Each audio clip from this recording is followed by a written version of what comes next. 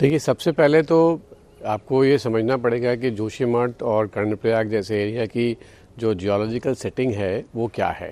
जो इम्पॉर्टेंट बात है ये समझने के लिए कि तीन चीज़ें इम्पॉर्टेंट है। एक तो कि ये साइज़मिकली एक्टिव जोन है, जोन 5 में आता है ये सारा का सारा जोन। तो अर्थक्वेक्स यहाँ पे बहुत कॉमन है, लैंडस्लाइड्स यहाँ पे बहुत होती हैं, क्योंकि ये एरिया सारा बहुत स्टीप टेरेन माना जाता है और टोपोग्राफी यहाँ की ऐसी है कि पत्थरों के गिरने की संभावना बहुत रहती है।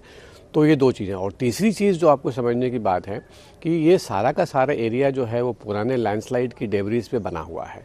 तो इसकी जितने यहाँ पे डेवलपमेंट हुए हैं वो सब एक तो अनप्लान्ड है और दूसरी बहुत ही वीक फाउंडेशन पे बने हुए हैं। तो ये तीन मुख्य वजह हैं जिसकी वजह से ये सारी घटना जो है अचानक नहीं हो रही है। इसकी शुरुआत तो बहुत पहले ही हो चुकी थी, लेकिन अभी इस आज की तारीख में बहुत लार्ज स्केल पे इस तरह से जो मकानों में दरार आने का जो घटनाएं दिख रही हैं वो बहुत लार्ज स्केल पे अचानक हुआ है। लेकिन इसकी शुरुआत जो है वो काफ़ी पहले से हो चुकी थी। छोटी मोटी दरारें उन रीजन्स में काफ़ी कॉमनली देखी जाती रही है। सर, क्या आने वाले समय में ये भूस्खलन और बढ़ सकता है? ज़रूर बढ़ेगा, क्योंकि क्या है कि हर एक प्रोसेस का एक थ्रेशोल्ड होता है और वो प्रोसेस का थ्रेशोल्ड हम क्रॉस कर रहे हैं इस वक्त। तो इसलिए इसके बढ़ने की तो पूरी की पूरी संभावना है। और एक जो बहुत बड़ी वजह है जो आप लोगों ने डीवी पे भी देखा होगा कि बहुत जगहों से पानी का रिसाव शुरू हो गया है।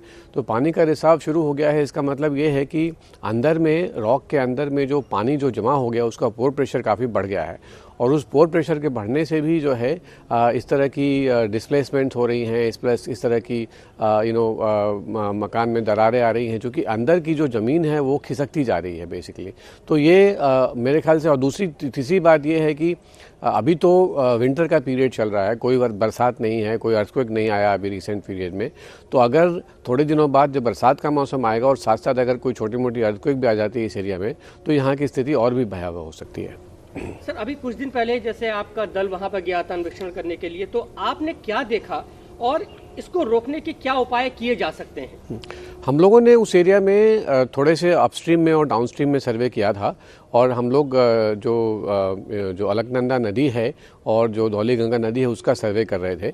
वहाँ पे एनटीपीसी का एक बहुत बड़ा प्रोजेक्ट आ रहा है, उसके संबंध में हम लोग वहाँ पे फ्लड इनंडेशन मॉडल्स बना रहे हैं।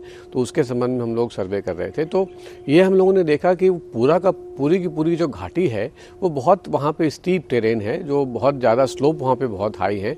और हम लोगों ने 2 साल लगातार सर्वे किया है और इन 2 लगातार सालों में ही बहुत ज़्यादा चेंजेस आए हैं वैली में। बहुत जगहों पे हमने नई लैंडस्लाइड देखी, छोटी मोटी ही सही, लेकिन वो देखी। तो एक तो ये ऑब्जर्वेशन है। दूसरा ये है कि जब इस तरह की कोई भी डेवलपमेंटल एक्टिविटी होती है थोड़ी बहुत डिस्टर्बेंस तो होती है टेरेन में और उनकी वजह से भी एक समय के बाद वो जो डिस्टर्बेंस है वो थोड़ी सी ज़्यादा हो जाती है, उसकी वजह से ये प्रॉब्लम्स आने लगती हैं। तो हमारे विचार से इस वक्त हमारे पास जो ऑप्शंस हैं वो 2-3 ऑप्शंस हैं। एक तो ये कि पूरी एरिया की बहुत साइंटिफिकली एक जोनिंग करनी पड़ेगी आपको कि वहाँ पे डिजास्टर के पॉइंट ऑफ व्यू से जोनिंग का क्या स्टेटस है, अनस्टेबल, स्टेबल, थोड़ी बहुत अनस्टेबल एंड सो ऑन। उसके बाद हमें एक बफर जोन क्रिएट करना पड़ेगा। और तीसरी चीज़ कि उस बफर जोन और जोनिंग के हिसाब से हमारे यहाँ क्या वहाँ की डिज़ायरेबल लैंड यूज़ होनी चाहिए, किस एरिया में क्या डेवलपमेंट होना चाहिए, कहाँ पे हमें पब्लिक यूटिलिटी बनानी चाहिए, कहाँ पे हमें हैबिटेशन बनाने चाहिए, उसकी एक बहुत strong and regulated policy development करना पड़ेगा। तो ये 2 चीज़ तो बहुत हमें इमीडिएटली करनी पड़ेगी, क्योंकि अभी जैसे ये मामला शांत होगा वो लोग वहाँ पे वापस जाना शुरू करेंगे या एक कोई और फॉर्म में रिहेबिलिटेशन का प्रोग्राम हमारा डेवलप होने होगा। तो उसके पहले ही ये तुरंत ये पॉलिसी डेवलपमेंट की बात जो है वो शुरू हो जानी चाहिए अभी तक जो है।